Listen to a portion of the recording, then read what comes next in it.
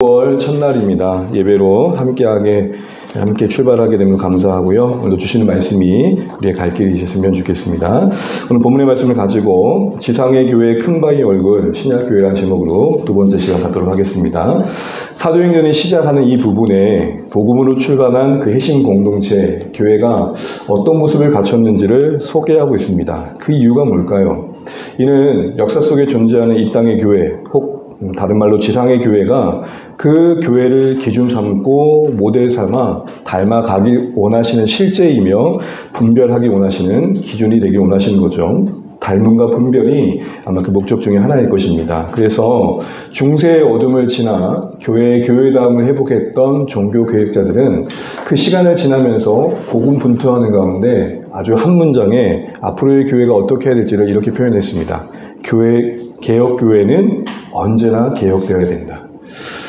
한번 개혁되었다고 해서 그것이 그대로 지켜지는 게 아니라는 것이죠. 여러 가지 어려움들 속에, 갈등 속에, 유혹 속에 교회는 또 세상과 어느새 닮아져가며 타협할 수 있음을 말하는 것입니다. 특별히 개혁되어야 된다는 것을 주목하십시오.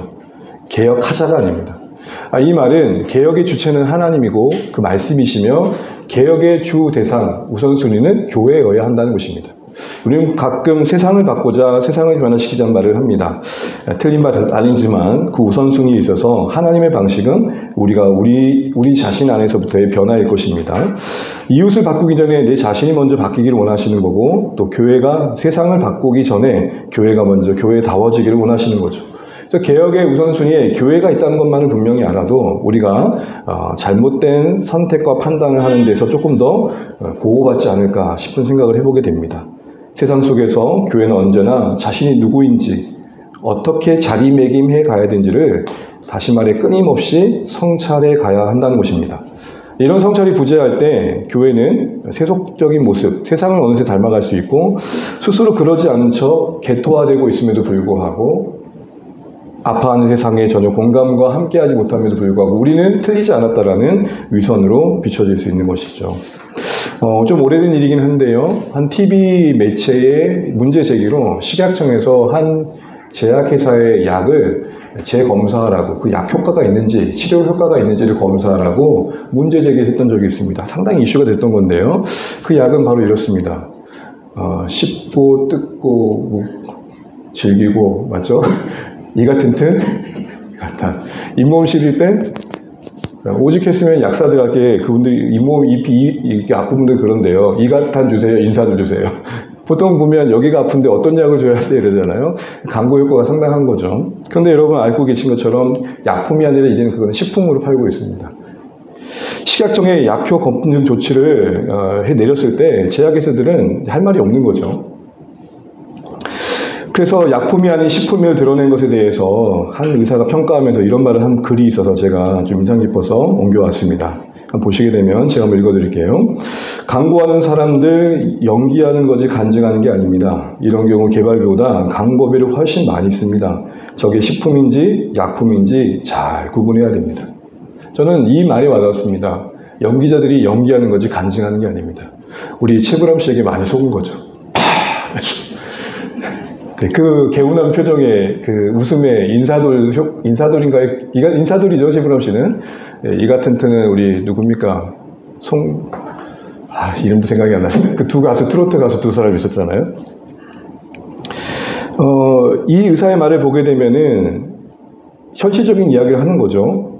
약의 회사가 약의 효과를 더하기 위해 개발비에 더 많은 물질을 투자하기보다는 더 사람들에게 알려지는 광고에 더 많은 시간과 물질을 들인다는 겁니다. 물건을 파는 입장에서는 그럴 수밖에 없겠지만 약을 소비하는 입장에서는 부득이하게 속게 되는 거죠. 우리는 연기자들의 말이 연기가 아닌 간증으로 받아들였는데 정말 보니까 대단히 나을 것 같고, 물론 이거 자체로 큰 문제는 없을 겁니다. 근데 문제는 뭐냐면 이걸 효과 있는 줄 알고 계속 복용하고 장기 복용하다가 정말 치료해야 할 시기를 놓치고 마는, 그냥 어떻게 보면은 정말 더 해악을 끼치는 부분이 있을 수 있다는 것이죠. 이게 약만의 문제가 아니라 교회의 문제라고 생각해 보면 심각합니다. 가끔, 자주는 아니지만 저에게 동네에 가까이 갈 만한 교회가 있는지를 이사 오신 분들이 종종 물어보는 경우들이 있었습니다. 그러면 피아노 학원 어디 가야 돼요? 태권도 학원 어디 가야 되면 쉽게 말할 수 있지만 교회 어디 가야 돼요? 물어보면 쉽지 않습니다. 여러분 우리 교회의 모습을 한번 돌아보시죠. 오늘 나와 우리 교회를 향해서 주님께서 마치 약효를 검증하라고 명령하신다면 어떨까요? 주님께서 소원하신 교회의 모습을 이뤄가고 있는지, 그래서 회복하고 온전케 되어지는 공동체의 관계가 만들어지고 있는지, 영혼을 치유하고 살리는 생명의 복음이 전해지고 있는지 보여달라고 하신다면, 증명해 보라고 하신다면 어떨까요? 혹시 야 그만 연기하고 돌이켜라 라고 하는 말씀 듣는 자리에 있을 수 있지 않을까 생각을 해보는 것입니다. 특별히 여러분 교회가 개혁된다는 것은 단순히 변화무쌍한 이 시대의 요청에 뒤처지지 않음을 말하는 게 아닙니다. 가끔 그렇게 말하죠. 시대가 바뀌고 있으니까 거기에 발빠르게 적응해가는 것을 개혁이라고 말을 합니다.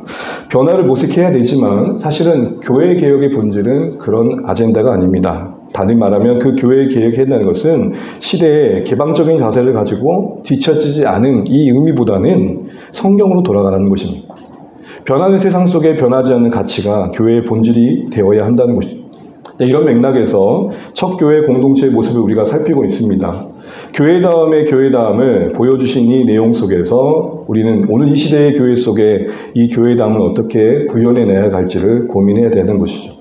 신약교회로 돌아가자는 것은 그때 그 시대의 교회로 똑같이 가자 이 말이 절대 아닙니다.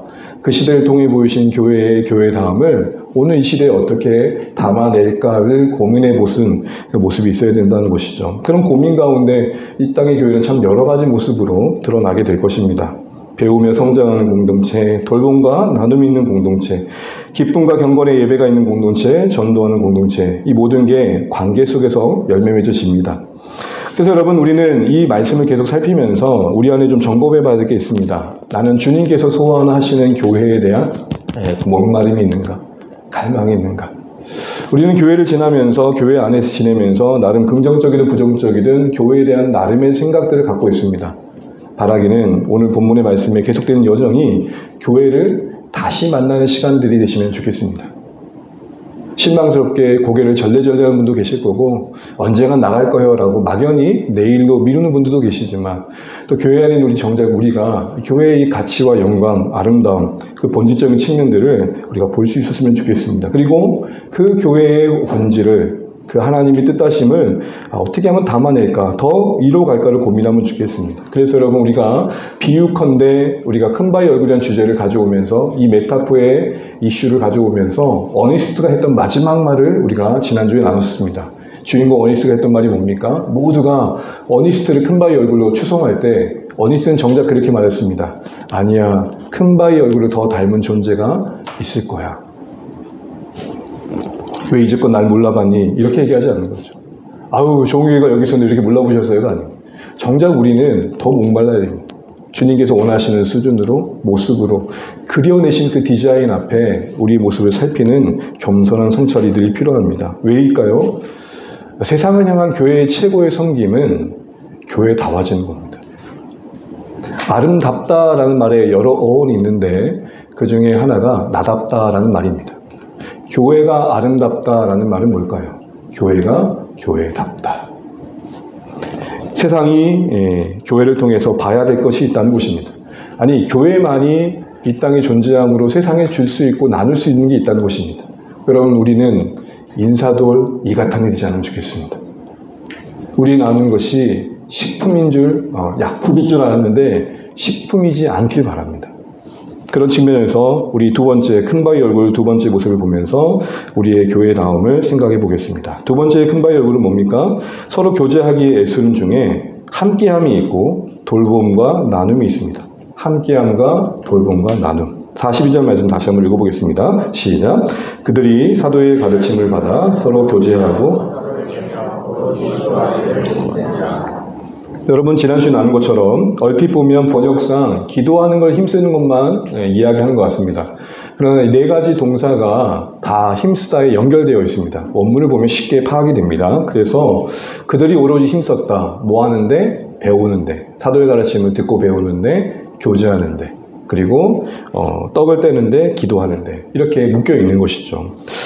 서로 교제하기를 그렇다면 힘쓴다는 게 어떤 모습이고 어떤 의미였을까요? 여러분, 교회 안에서 신약의 언어였던 헬라어 중에 가장 친숙한 언어 중에 하나가 뭡니까?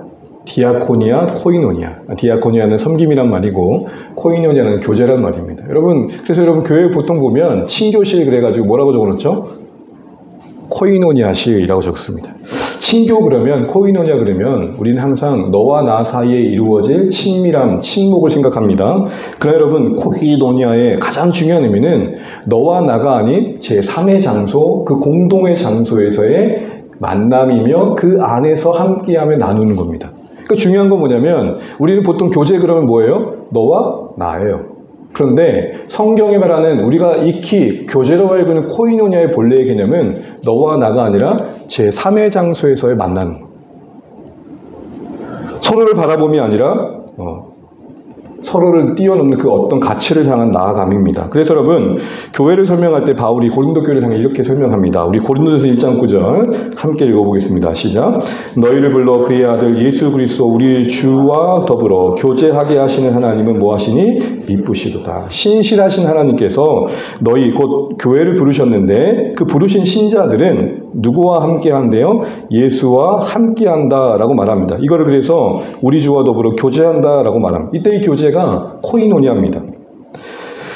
너희 곧 부름받은 신자들은 주님이신 예수님과 함께 묶여서 더불어 함께하는 새로운 관계를 맺고 있음을 표현하고 있는 겁니다.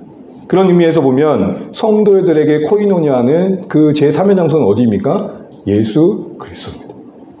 그러니까 이 코이노니아의 개념대로 우리의 실전을 다시 한번 설명하면 우리는 예수님 안에서 다시 만난 자들, 아니 예수님 안에서 서로를 다시 봐야 될 자들, 이렇게 이해할 수 있는 것입니다.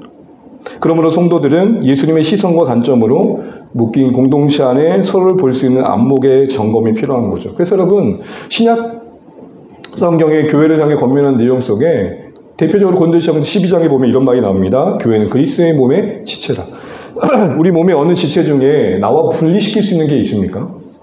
머리를 기준으로 내 몸에 붙어있는 모든 게 다 내 몸이죠.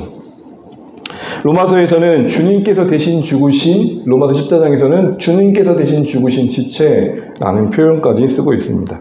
그만큼 예수님 안에서 새롭게 묶인 우리는 예수 안에서 나를 보고 예수 안에서 그를 보며 예수 안에서의 시선으로 서로를 소중히 여기는 그런 관계로 지내야 됨을 말하고 있는 것이죠. 그리고 그 안에서 하나님이 기대하시는 바에 함께 참여하고 하나님이 기뻐하시는 것을 나누고 흘려보내는 겁니다. 그래서 여러분, 이 교제의 코이노니아를 설명할 때 중요한 키워드는 제3의 장소에서 함께함, 그리고 나눔, 그리고 참여함, 이렇게 되는 것입니다. 이 일에 하나님의 기대감이 어찌한지 요한일서 1장 3절에는 이렇게 교제에 대해 관련해서 이렇게 설명합니다. 같이 한번 읽어보겠습니다. 함께 읽죠. 시작. 우리의 사귐은 아버지와 그의 아들 예수 그리스도와 더불어 누립니다. 아멘. 우리의 코이노니아는 예수님 안에서 우리가 새롭게 맺어진 이 관계는 누림이어야 된다. 여러분, 누린다 할 때 누림의 의미는 뭐죠? 어떤 기쁨을 그 안에서 만끽한다. 그 안에서 뭔가 풍성함을 유익을 얻고 있다. 이런 표현일 것입니다. 조금 더 확장해 보자면 이 누림은 그러기에 교제의 기쁨이며 섬김과 돌봄의 위로이고 함께하며 보호받는 것이며 그 안에서 서로 자라가는 것이고 또 하나님께서 코이노니아를 우리를 묶으신 관계 속에서 하나님이 기대하신 일에 함께 참여하고 거기에 우리의 은사를 흘려보내고 우리의 물질을 흘려보내고 우리의 관심을 흘려보내서 하나님의 일하심에 동역해가는 현장으로 만들어가는 그 모든 것일 것입니다. 여러분, 우리가 여름에, 여러분 오늘 주보에 제가 의도적으로 7월, 8월에 우리 영화부부터 교회 학교, 그리고 이제 봉사활동 배웠던 모든 일정들을 조금 사진을 한껏듯이 남겨놨잖아요. 여러분, 이런 모든 것들이 다 누림입니다. 함께 섬기면서 수고하고 땀 흘리면서 또 함께 배우면서 자라나고 또 생각하게 되고 또 내 몸을 들여서 누군가를 도움으로 우리의 부족한 모습이지만 작은 모습이지만 그래도 하나님 나라 관점에서 보면 또 작은 교회를 우리가 세워가는 그런 모습들을 우리가 누림이라고 말할 수 있는 것이죠. 이런 누림 속에 어느 누군가가 왔을 때 경험할 수 있는 그 감정, 그 생각들은 세상과는 분명 다를 것입니다. 여러분, 세상을 여러 가지로 표현하지만 가장 많이 표현하는 것이 뭐죠? 정글 같다. 그래서 징글징글하다고. 정글의 특징이 뭐예요? 나 살려면 누군가는 잡아 먹어야 돼요. 그를 딛고 일어나야 돼요. 상대방을 섬겨주고 성공시켜주는 개념은 없어요. 잠시 협업할 뿐이지 당장 나한테 뭔가 불리하다 싶으면 내치죠. 당장이 장혹합니다. 그래서 여러분, 나오는 말이 뭡니까? 나 뒤통수 맞았어 그러는 거예요. 나만 하진 않아요. 이런 세상 속에서 마음을 깊이 나누고 안식을 누린다는 게 쉽지 않죠. 그런데 세상과 다른 교회는 어때야 된다는 거예요?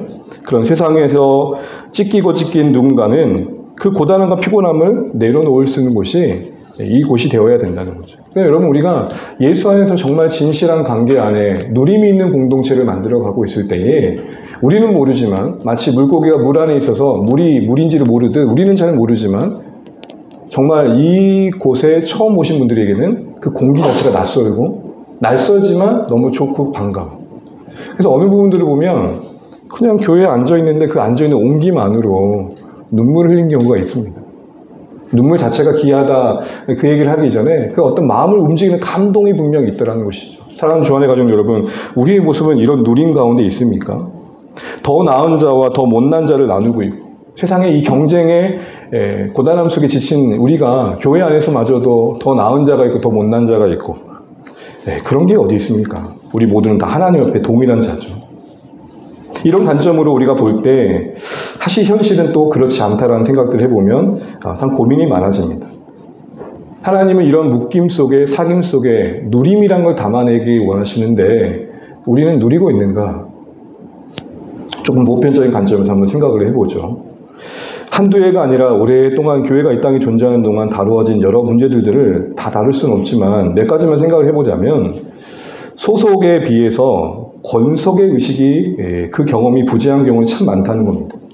그러니까 어디 교회 다니세요? 그러면 네, 어디 교회 다녀요? 라는 소속감은 있는데 그럼 이렇게 질문해 보는 거예요. 그 교회 당신은 가족입니까? 라고 물어보면 질문이 달라요. 권속이란 말이 요즘 잘 안 쓰지만 에베소서에 나온 말씀입니다. 이 말은 영어로 패밀리입니다. 그러니까 옛날에 우리 권속이에요 라는 말 종종 썼었어요. 어른들은. 그렇죠? 우리 장로님 예전에는 우리 교회 식구들이 우리 권속인 말을 썼었죠. 예. 근데 우리 가족이에요, 우리 권속이에요. 소속인 이 교회인데 권속은 아니에요. 대표적으로 등록교인인데 예배 출석을 잘 안 해요. 그리고 그 교회의 어떤 헌신에 참여하지 않는. 대형교회 고충 중에 하나가 이런 게 있대요. 민물처럼 많은 사람들이 오긴 하는데 들어오기도 그렇게 들어오더니 나가기도 그렇게 나가더라고요. 그래서 대형교회 목사님들이 고민이 뭐냐면 일꾼이 없대요. 제가 속으로 저런 고민을 뭐라 그래요? 행복한 고민이라고. 마치 영화관을 보는 듯 하대요. 영화관이 어떻죠, 여러분? 같이 그 자리는 채워요. 화면을 보다가 어떻게 나갈 때는 여러분 영화관에서 이런 경우 보셨어요? 아유, 영화 보시고 은혜 받으세요. 네. 영화 끝나고 난 다음에 어떻게 좀 감동이 되셨나요? 이렇게 나누시던가요? 빨리 옆에 가면 좋겠는데 안 지나가면 너무 답답하죠. 끝까지 그 스크린 끝까지 올라가는 거 그때 쿠키 영상 본다고 남아있는 사람들 옆에 앉아있으면 더 그렇죠. 교회에 다니긴 있지만 그 교회를 그리스도의 몸으로 여기고 자신이 그 지상교회 한 그곳에 부름받은 자로서의 부르심을 인식하고 크든 작든 그곳에 사랑을 실천하고 하나님이 교회 가운데 뜻하셨던 교제를 이루어가는 일들에 관심을 갖는 경우들이 사실 많지 않습니다. 뭐 단 한 가지의 원인을 가지고 이야기하기는 참 복잡한 이유들이 있지만 현실적으로는 그렇다는 겁니다. 또한 무관심한 부분들이 그만큼 있다는 것이고 또 상대적으로 영적인 사각지대에 놓여서 소외되는 경우도 있다는 겁니다. 그래서 대면하지 못하고 대면하는 거죠. 여러분 저는 이거 어제 보고 제가 스스로 고쳤습니다. 대면하지 못하고 대면 하단 말 무슨 말인지 아시죠? 어색하고 서먹하다. 한국교회 트렌드 2024라는 사진을 보여주세요. 책이 있어요. 매년 지금 발간되고 있는데 마치 이제 우리 한국교회 전반적인 한 해의 방향을 제시하고 있는 겁니다. 이 내용 중에 올해 이런 부분이 있었습니다. 외로운 크리스찬들이 증가하고 있다. 그러니까 하나님을 더 깊이 만나기 위한 자발적인 고독이 아니라 떠밀린 고립. 어떤 경제적인 이유가 될 수도 있고, 교회적인 어떤 구조적인 문제가 있을 수 있고, 상처일 수도 있고요. 또한 교회의 지도자에 대한 어떤 실망, 공동체의 어떤 실망, 또 스스로의 어떤 이기적인 생각들, 또 관계가 서툴러서 또 그 안에서 함께 지내며 겪었던 상처가 반복된 아픔이 두려움과 회피를 만들어서 결국에는 어떤 이 교회 안의 교제의 모습들을 힘쓰지 못하는 쪽으로 나아가게 되더라는 겁니다. 똑같은 책에 온라인 예배에 관심을 갖는 OTT 성도가 너무 많이 늘어났다고 합니다. 이건 물론 코로나 지나고 더 그런 것이죠. OTT가 뭔지 아시죠? 오버 더 탑 해가지고 우리 그 집마다 인터넷 연결해가지고는 세트박스 있잖아요. 세트박스로 송출되는 모든 영상을 볼 때 넷플릭스나 뭐 유튜브를 보는 모든 게 OTT라 그러잖아요. 요즘 OTT로 여러분 콘텐츠가 어마어마하잖아요. 예배마저도 그런 관점에서 이루어지고 있다는 겁니다. 근데 여러분, 이 온라인 예배를 드리는 분들의 어떤 설문조사에 이런 이야기가 있었어요. 왜 그렇게 하세요? 했더니 그 이유 중에 이런 게 있었어요. 그 표현을 제가 그대로 옮겨볼게요. 별로 보고 싶지 않은 사람 안 보고 하나님만 바라볼 수 있어서요. 그러니까 방해받지 않고 그냥 예배에 집중할 수 있다는 거예요. 여러분, 이게 저는 다 잘못되다고 보진 않습니다. 우리가 하나님께 집중해야 되죠. 그런데 여러분, 어떤 면에서는 좀 안타깝다 싶은 생각을 해보는 거예요. 가나안 성도의 증가는 뭐 한두 해가 아니죠. 그리고 또한 이 이면에는 영성이 소비 영성으로 바뀌더라는 거예요. 그러니까 공적 신앙, 공동체 신앙이 아니고 내게 얼마나 유익이 되는 쪽으로 찾아다닌다는 거예요. 그래서 나온 단어가 뭔지 아세요? 철새교인이에요. 철새교인. 사랑하는 주 안에 가진 여러분, 단 한 가지의 어떤 현상을 바라갈 수는 없습니다. 그러나 이런 모습들 자체가 분명한 건 하나님께서 우리에게 원하신 모습은 분명 아니라는 것이죠. 이런 현실을 신약교회라고 해서 예외라고는 할 수 없었을 것입니다. 그들도 죄인이었고 그들도 그 관계 속에 인간이 겪을 수 있는 모든 갈등과 괴로움이 있었을 겁니다. 그래서 신약교회가 하나님이 기뻐하시는 그런 모습을 이루는 데서 어떻게 이루었냐를 할 때 이렇게 말합니다. 서로 힘쓰다. 우리 같이 한번 따라해 주세요. 서로 힘쓰다. 시작. 서로 힘쓰다. 서로라는 말이 뭐예요? 누군가의 책임을 탓하기 전에 자기가 먼저 해야 될 역할을 주목하고 고민했다는 겁니다. 여러분, 제가 지난주에 힘쓰다라는 말에 대표적인 세 의미를 말했습니다. 뭐였죠? 헌신하고 골몰하고 그거를 계속해서 지속해가는 것. 헌신하고 고민하고 그걸 지속해가는 것. 이런 관점에서 본다면 힘썼다는 건 뭐예요? 하나님께서 기뻐하시는 공동체. 그걸 고민하고 이루기 했었다는 거죠. 그럼 의문이 드는 거예요. 이제 막 예수님을 믿는 사람들은 도대체 하나님이 기뻐하시는 공동체를 어디서 들었을까요? 이제 막 시작하는 그들은 도대체 어디로부터 하나님께서 기뻐하시는 공동체에 대한 꿈을 꾸고 그 꿈을 이루기 위한 에너지를 얻었을까요? 그러고 보니까 오늘 말씀이 달리 보여요. 42절 말씀 다시 보시게 되면 서로 교제하기 힘썼다 앞에 가장 먼저 시작되는 게 뭐죠? 그들이 사도들의 가르침을 받은 거예요. 아하, 어디서부터 교회를 보지도 못했던 그들이 교회가 되어가는 과정 속에 교회다움의 원천은 말씀을 들음으로 성격적 가르침 속에서 교회에 대한 이해를 가져갔고 하나님께서 기뻐하시는 공동체 모습이 무엇인지를, 그 사랑이 무엇인지를 알아갔다는 것입니다. 사도들의 가르침은 지난주에 말씀드린 것처럼 성경의 가르침입니다.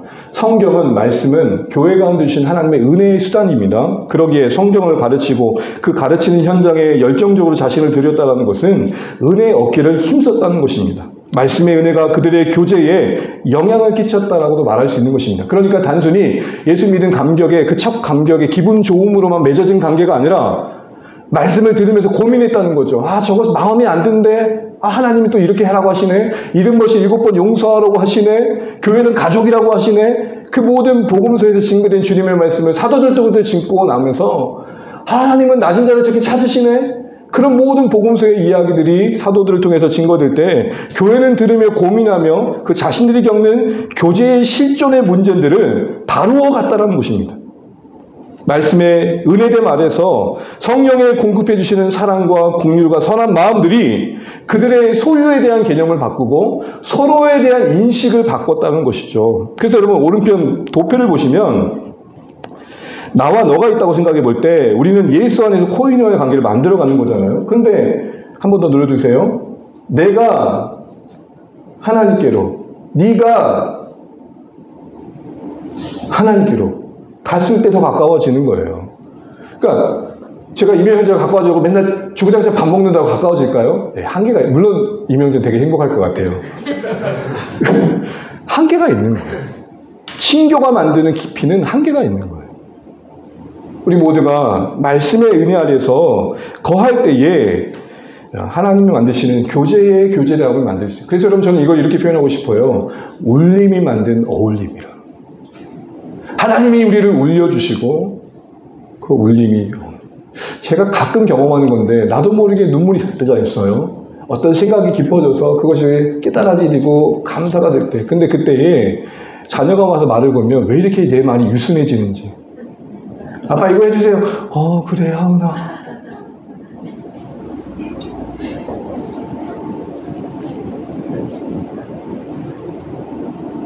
사도행전 4장 33절 34절에 비슷한 맥락에서 이렇게 그래서 말하고 있습니다. 우리 같이 한번 읽어보겠습니다. 시작.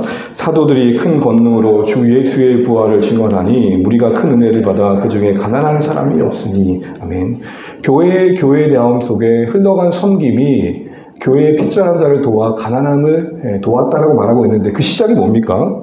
주 예수의 부활, 그 복음, 하늘의 하나님이 우리와 같이 되셔 죽어주시고 그 낮아진 가운데 우리 하나 살리려고 자신을 들이신 희생이 영광의 부활로 맞춰져 존귀하게 되었다는 이 복음 앞에 무리가 뭘 받았대요? 무리가 뭘 받았대요? 큰 은혜를 받은 무리는 우리가 됩니다. 은혜를 받은 궁중은 우리가 됩니다. 무리와 우리는 다릅니다.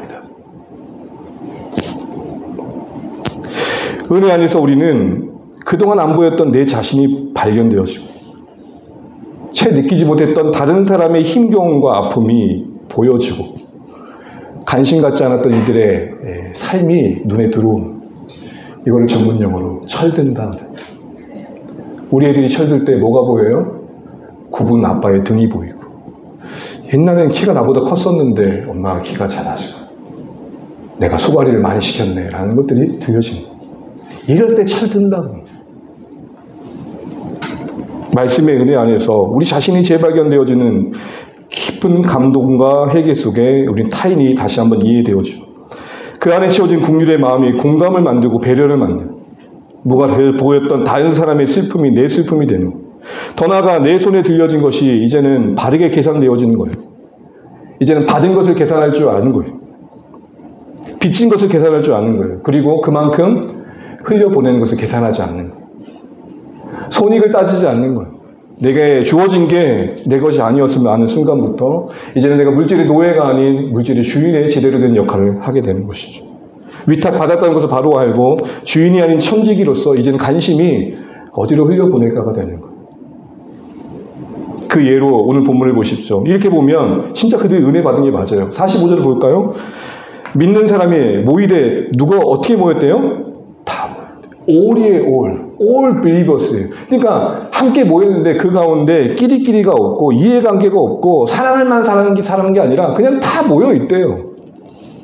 은혜 받은 거예요. 두 번째 보세요. 서로 통용하고 재산과 소유를 받아 나눠주고 있어요.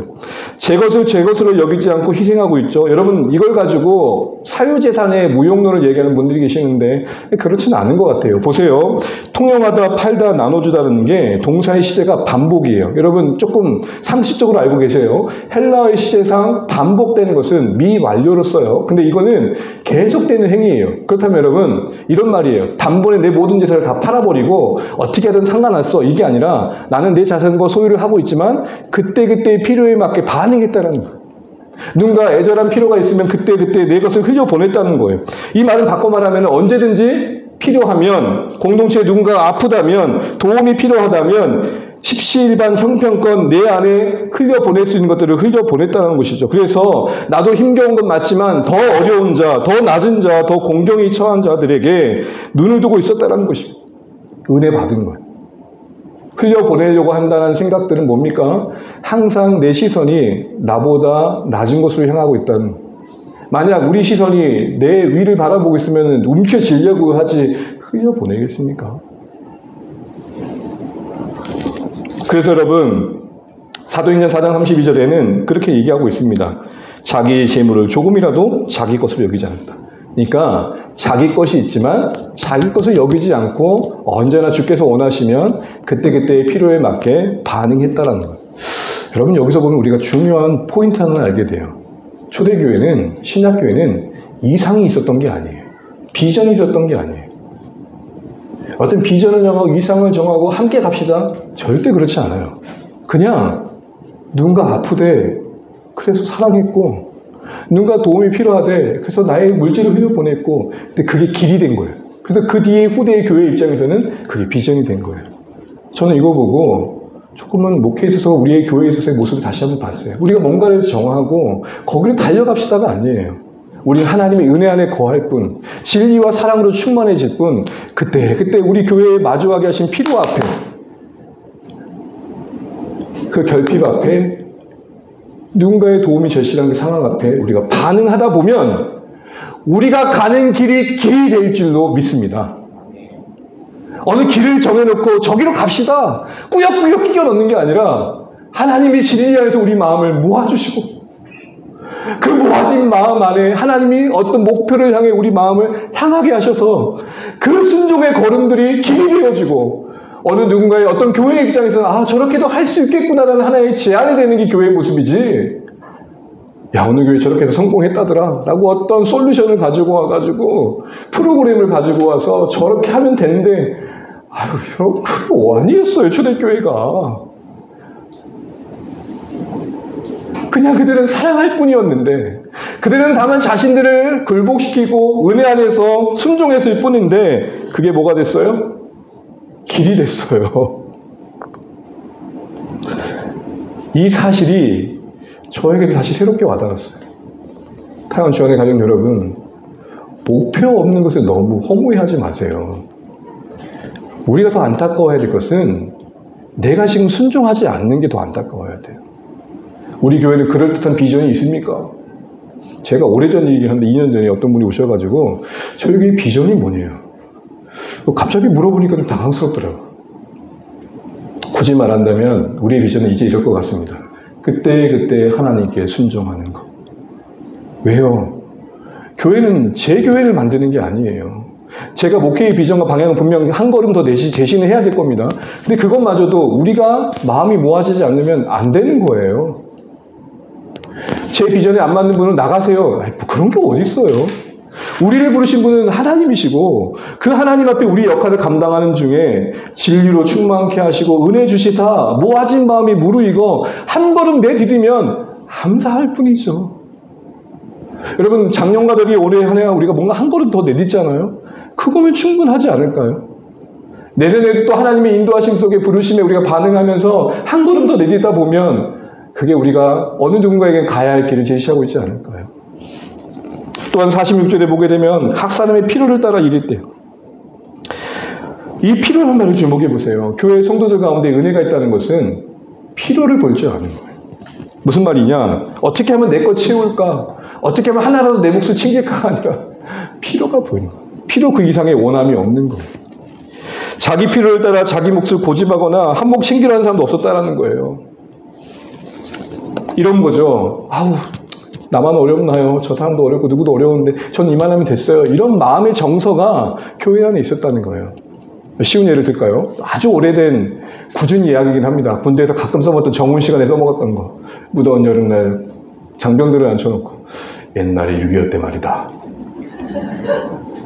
그 치열한 전투 한복판에 잠시 휴전 가운데 있을 때 목말라 하는 부대원들에게 소대장이 물통을 꺼냈어. 다들 물통에 수통에 물이 없었거든. 그런데 말이야, 이 물이 한 명 전해졌는데 다시 돌았더니 그대로였대. 다들 마시는 척 했지만 안 마셨던 거야. 자, 이제 내가 물을 나눈다. 무슨 마음인지 아시겠죠? 어려운 중에 있지만 그래도 더 어려운 자를 생각할 줄 아는 마음. 다들 낮아진 곳에 있으니 채우시는 하나님의 은혜 안에 누림이 있는 교제가 만들어졌을 것 같습니다. 말씀 읽겠습니다. 회심하여 세례받은 신자들의 공동체의 본질을 어떤 건물과 조직으로 설명해내지 않고 있습니다. 어떤 사역을 했다라고 말하지 않고 있고 그냥 서로 사랑했대요. 서로 교제했대요. 그걸로 그들의 관계를 표현하고 있습니다. 여기서 우리의 구원받음의 의미를 다시 한번 확인합니다. 구원받음, 구속받음의 중요한 의미는 깨어졌던 우리의 관계가 회복되어 하나됨의 만듦이 있는 것입니다. 이런 측면에서 여러분 그 다음 보여주세요. 이제는 고인이 되셔서 하늘에 계시지만 성공의 신부였던 예수원의 대천대 신부님은 종종 이런 얘기를 하셨다고 합니다. 교회가 가르칠 교회 모일회가 아니라 나눌 교, 함께 나누어 사귈 교의 교회가 되어야 되지 않을까라는 이야기를 했답니다. 저는 틀린 말이 아니라고 봅니다. 교회는 진리만을 배우는 학원인 같은 곳이 아닙니다. 그 진리 안에서 예수님을 향한 믿음의 한 가족된 자들을 사랑하며 섬김을 훈련하고 배워가는 것이죠. 배움만 있는 곳이 아니라 그 배움이 은혜가 되어 사귐이 되어 관계를 만들어가는 곳이 교회여야 됩니다. 물론 교회 내에 조직이 필요하고 역할이 필요합니다. 무용론을 말하는 게 아님을 알 것입니다. 문제는 조직만으로 남을 게 아니라 그 조직 안에 교제가 있어야 됩니다. 신자들이 모인 곳에는 예배든 어떤 사역이든 그 안에 교제가 있으셔야 돼요. 예를 들어서 사역팀이 모였어요. 해무 처리하듯 이사회가 모인 듯이 안건 통과하겠습니다. 가하면 가하십시오. 아니하면 아니하십시오. 자, 통과됐습니다 하고 헤어져. 그게 아니라는 거죠. 어느 교회 당에는 그렇게 한다고 합니다. 함께 장로님들이 리더들이 모여가지고 한 달간의 감사의 제목을 나누고 밥을 먹고 그럼 그 뒤에 안건들을 해결해 갈 때 너무 부드럽다는 거예요. 경직되지 않고. 여러분, 우리의 주 안의 모든 모임에는 교제가 있기를 소망해 봅니다. 교제가 있다는 것은 관심이 있다는 것이고 마음이 있다는 것이고 돌봄이 있다는 것입니다. 이런 측면에서 여러분, 사역은 사귐의 열매 가운데 있어져야 됩니다. 또한 우리가 기대하는 수적 성장도 가족 같은 공동체에 살아있는 교제를 지속해 가기에 알맞은 수일 것입니다. 대형 교회가 다 잘못됐다 말하는 게 아니라 또 작은 교회가 다 옳다라는 게 아니라 우리 안에서 가족 공동체를 이루어가는 데서 감당할 수 있는 숫자가 적정수라는 것입니다.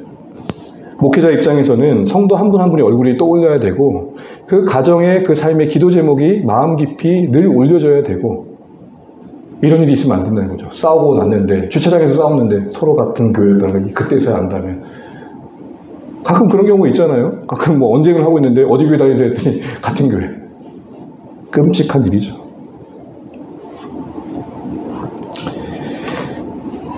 그러게서 여러분, 오늘 본문에 이들의 교제가 사도들의 가르침을 힘입어서 주시는 은혜와 사랑을 따라 서로 교제하기를 힘쓰는 쪽으로 갈 수 있었음을 기억하시면 좋겠습니다. 한마디로 그러기에 그리스도인이 된다는 것은 가르칠 교회가 되어 사귈 그 교회로 살아가는 것입니다. 그 다음 보여주세요. 그래서 교회가 되어 교회로 사는 것. 죄송해요. 마무리하면 따라해 주시죠. 교회가 되어 교회로 사는 것. 시작. 교회가 되어 교회로 사는 것. 이것이 우리가 오늘 두 번째 큰바위 얼굴을 보면서 다짐해야 할 지향성이 아닌가 싶습니다. 건강한 교회를 세워간다는 것은 그런 의미에서 우리 각자가 변화되어지고 성숙해 가는 것입니다. 교회는 교회 되어 가라는 이런 실천들 속에 그 아름다움을 드러내게 되어 있는 것입니다. 그러기에 여러분, 교회에 다니는 것을 넘어서 우리가 참된 본질의 관점에서 교회에 되어가면 좋겠습니다. 초대교회 이후에 교회가 제도화되고 또 이렇게 조직화되면서 잃어버렸던 그 가치를 되찾는 과정 속에 종교개혁자들이 외쳤던 기치 중에 하나가 바로 그것입니다. 아드 펀텐스. 종종 들어보셨겠죠? 아드 펀텐스. 무슨 말이냐? 근본으로 돌아가자. 성경으로 돌아가자. 하나님이 원래 디자인하신 교회의 다음으로 돌아가자. 여러분, 위기의 때 새로운 현실의 대안들이 여러 가지 제안될 수 있지만 가장 위기, 슬럼프 때의 기본은 기본으로 돌아가는 것입니다. 근본으로 돌아가는 것입니다. 그럴 때 하나님의 일하심들을 우리가 기대할 수 있을 거라는 생각들을 해보게 됩니다. 사랑하는 주안의 가족 여러분, 그러기에 이제 오늘 본문이 주신 도전처럼 진리와 사랑 안에 더 깊이 거하십시오. 그래서 세상에는 보일 수 없었던 섬김과 이해와 신뢰와 그리고 포용과 용납과 그리고 수용을 보여줄 수 있는 곳으로 우리 교회가 만들어가면 좋겠습니다. 주 안에 교회가 부족하지만 천국의 모델하우스가 되면 좋겠습니다. 그리고 굳이 식당에 비유하자면 에피타이저가 되면 좋겠습니다. 그 식당의 에피타이저를 먹으면 본식에 대해 기대감이. 우리가 천국의 대사관으로 이 땅에 파송받아 세워진 이곳에서 그래도 우리 공동체와 함께 지나간 분들은 참 하나님 나라를 소망한 자들의 삶이 이렇게 아름답구나를 느낄 수 있는 곳, 그런 곳이 될 수 있도록 하나님이 기뻐하시는 교제에 힘쓸 수 있는 그런 결단이 있는 오늘의 말씀 되시기를 주의 이름으로 축복합니다.